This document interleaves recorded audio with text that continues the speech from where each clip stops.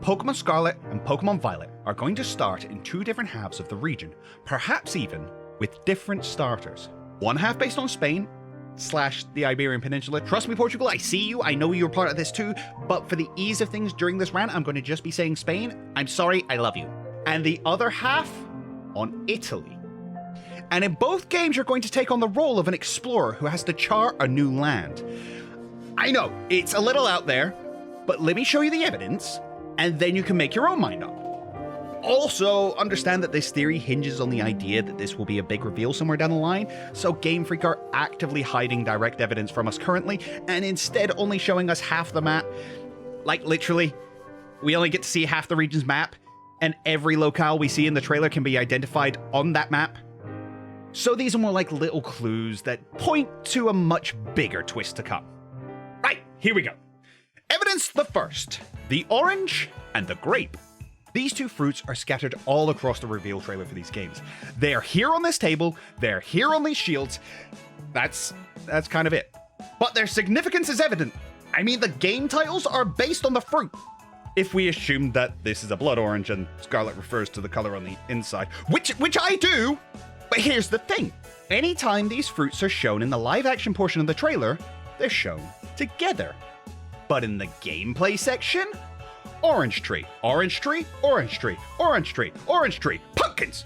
No grapes anywhere, not a vineyard in sight.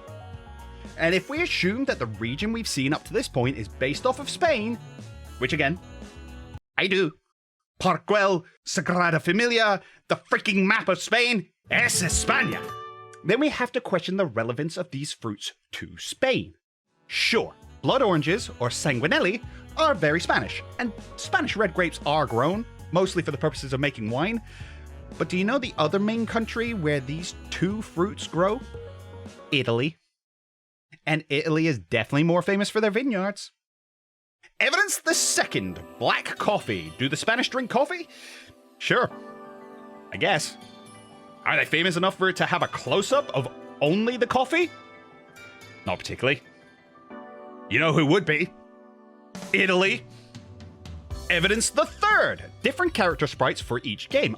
A small detail, or a hint at the direction Game Freak is going with these games. For the first time, these two games will differ more than a few specific Pokemon. Maybe, perhaps, I think you're starting in a different part of the region. Moving on. Evidence the fourth, all of these globes and maps. Put aside for the moment, these globes could simply point to the game being open world.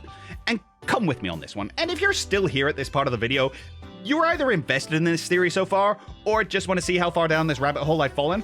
Either way, the Age of Discovery started in Portugal and included many explorers from Spain and Italy. So, with all these maps, the mass rigging, this treasure, the globes, the science equipment, and journals, I really feel like this trailer is hinting towards this game referencing the Age of Discovery. But what will you be discovering? New regions? Unlikely. But what if between the two halves of the regions is a large body of water, filled with a number of archipelagos, small islands with a variety of unique Pokemon on each of them? Why do I think that? Well, this shot has water in the background, and this one, and this one, and this one, and this one, and this one. There's a lot of shots here that show the sea in the background. Anyway, I think your task in the game will be to charter these waters and islands before your rival can. The one from the other half of the region, the one wearing the other outfit. Perhaps these islands are full of rare and otherwise extinct Pokemon, like Hisuian Zoroark, who is shown to be in this game. Here's the other thing. I'm pretty sure the evil team are going to be pirates. This bit of cloth with an odd symbol on it looks to me like a pirate flag, and when combined with all the rigging and ropes and treasure in the room, I really feel like we are being directed towards the idea that this is going to be a game that takes place on or around the sea. The shield featuring the orange even has this ship's wheel looking shape at the bottom of it. Oh, it's gonna happen! Sure of it! So, to summarize, the region is split into two halves. The left half, the orange half, is based off of Spain / the Iberian Peninsula. Portugal, I love you!